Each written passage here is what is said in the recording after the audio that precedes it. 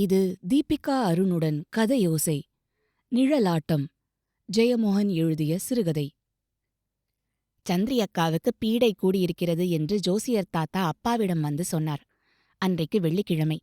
ஜோசியர் தாத்தா வழக்கமாக ஞாயிற்றுக்கிழமை 10 மணி வாக்கில்தான் வருவார். பகல் முழுக்க அப்பாவிடம் சாஸ்திரம் பேசிவிட்டு மத்தியானம் சாப்பிட்டு கண்ணயர்ந்துவிட்டு போவார். ஆற்றங்கரை படிக்கட்டில் புஸ் புஸ் என்று அவர் ஏறி வருவதை நான் தான் முதலில் பார்த்தேன். புருவங்களில் வியர்வை திரண்டு மினுங்கியது.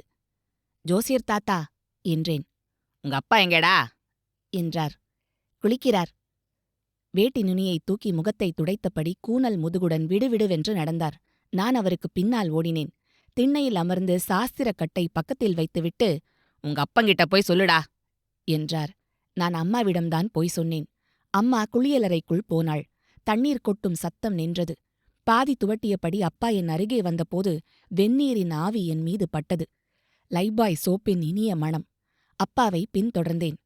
உற்சாகமாக சிரித்தபடி அப்பா, ஏது இத்தனை தூரம் என்று கேட்டபடி ஓரத்து அறைக்குப் போனார். ஜோசியர் தாத்தா உற்சாகமே இல்லாமல், வா, ஒரு விசேஷம் இருக்கு என்றார். அப்பா சலவை வேட்டியை மொடமொடவென்று சுற்றியபடி வந்தார். அவர் உடலின் ஈரத்தில் அது ஆங்காங்கே நீல நிறம் பெற்றது. தாத்தாவின் உடல் உலர்ந்து விபூதிப் பட்டைகள் தெளிவடைந்தன. அப்பா அருகே உட்கார்ந்தார். காப்பி சாப்பிடுறது என்றார் தாத்தா. இருக்கட்டும், பார்க்கலாம் என்றார் அப்பா. அம்மா பித்தளைச் செம்பில் காப்பி கொண்டு வந்தாள். தாத்தா பெரிய டம்ளரில் வழிய வழிய ஊற்றி 3 முறை பருகினார். அப்பாடா என்றார். மறுபடி வேர்க்க ஆரம்பித்தது. அப்பா, என்ன சங்கதி என்றார். தாத்தா திரும்பி என்னை பார்த்தார். அப்பா, போடா, போய் குளி என்றார். பின்கட்டுக்கு வந்தேன்.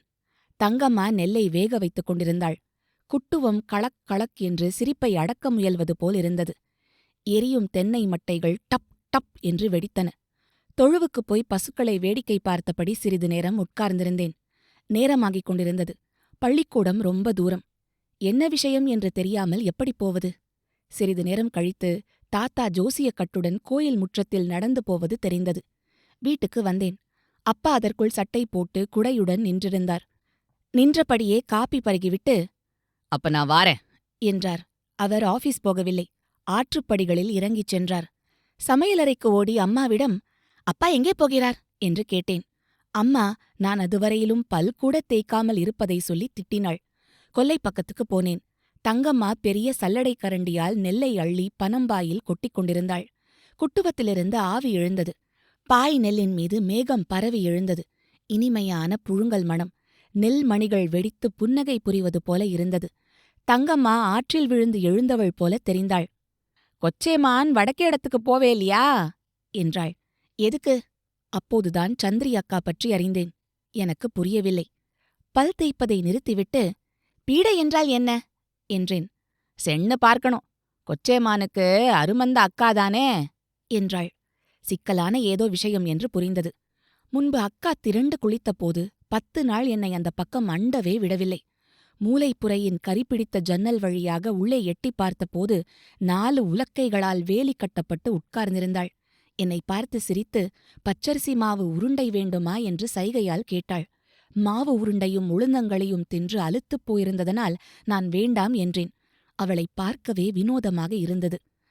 அவசர அவசரமாக இட்லியை விழுங்கிவிட்டு புத்தகப்பையுடன் கிளம்பினேன். பையை செல்வராஜின் பெட்டிக்கடையில் போட்டுவிட்டு கீழக்கடவு வழியாக ஆற்றைக் கடந்தேன். அங்கு ஆழம் அதிகம். கால் சட்டை நனைந்து விட்டது. ஆற்றின் மறுகரையில் வயல் வரப்பு வழியாக ரொம்ப தூரம் போக வேண்டும். கையை விரித்துக் கொண்டு ஓடினேன். பிளேனாக மாறி மிதக்க ஆரம்பித்தேன். தரையெல்லாம் பச்சை நிறமாக அலையடிக்கும் வயல்கள். தென்னந்தோப்பின் அரை இருட்டில் புகுந்து மேடேறிய போது வடக்கேடத்து மச்சு வீடு தெரிய ஆரம்பித்தது. ஓட்டுக்கூரை கன்னங்கரேலென்று இருந்தது. முற்றத்தில் 3 பலாமரங்கள். கண்ணி, நீலி, சக்கி என்று பெயர். சகோதரிகள். கண்ணிக்கும் 100 வயதாகிவிட்டது. காய்ப்பதில்லை. போன வருடம் மட்டும் ஒரே ஒரு பழம் கிடைத்தது. அதை அறுக்கும்போது சந்திரி அக்கா என்னை கூப்பிட வந்தாள். குளித்துவிட்டு அப்படியே எங்கள் வீட்டுக்கு வந்து அம்மாவிடம் கதை பேசிவிட்டு பத்திரிக்கையெல்லாம் வாங்கிக் கொண்டு மகாதேவர் கோவிலில் கும்பிட்டுவிட்டுத்தான் திரும்பிப் போவாள். அன்றைக்கு ராஜப்பன் கூட வந்தார். அக்கா அவரிடம் கன்னிப்பலாவைப் பற்றித்தான் பேசியபடி வந்தாள். ஊரில் உள்ள எல்லா வரிக்கை பலாமரங்களும் அதன் வம்சம்தான். அக்கா தோள் நிறைய ஈரத்துணிகளை முறுக்கிப் போட்டிருந்தாள்.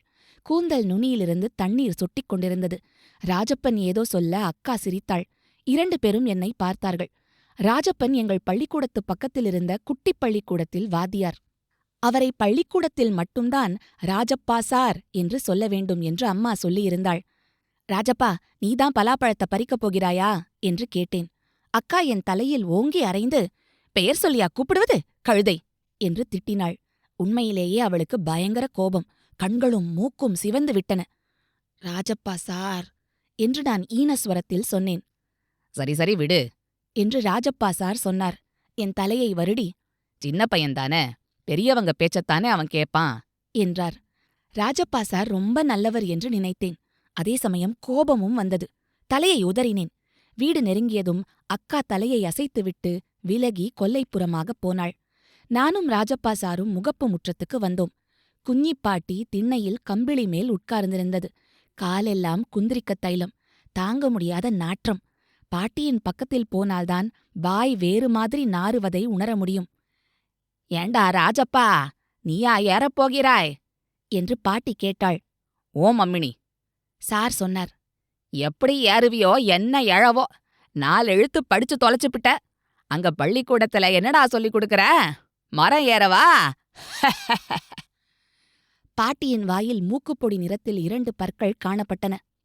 சார்தான் 3ஆம் கிளாஸ் பையக்களுக்கு கிளாஸ் டீச்சர் பாட்டி என்றேன். சாரா? யாருடா அது?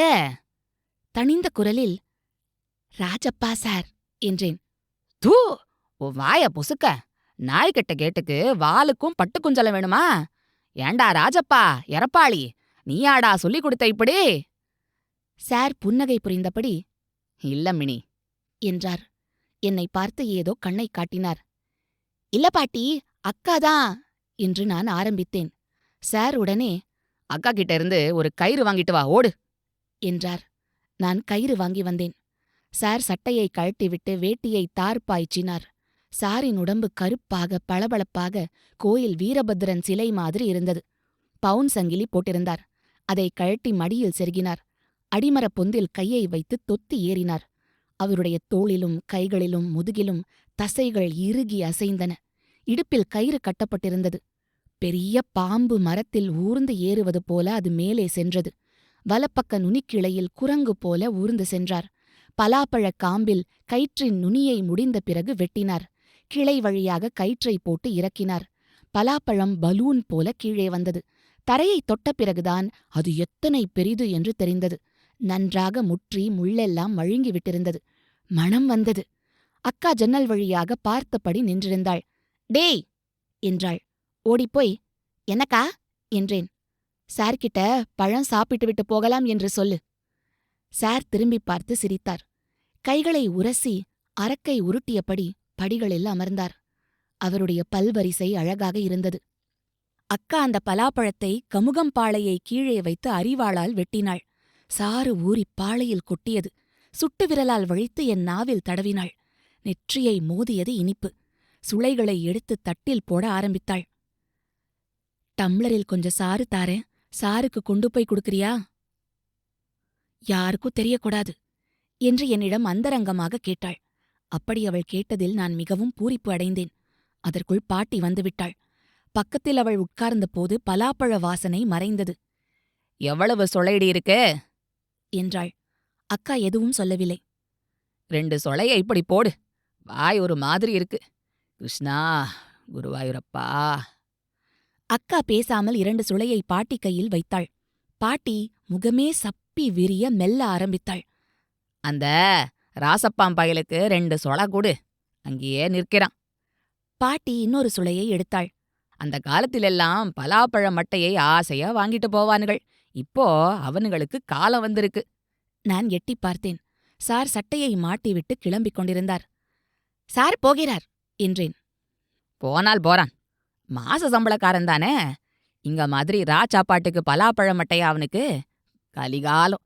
மாதவா, கோபாலா. பாட்டி சொன்னாள். அக்கா பேசாமல் சுளைகளை இழுத்துப் போட்டுக் கொண்டிருந்தாள். பிறகு, இருடா, அக்கா கொல்லைக்கு போய்விட்டு வந்துடுறேன் என்று எழுந்து போனாள். நான் 4-5 சுளைகளை பீத்தேன். சரியாக வரவில்லை.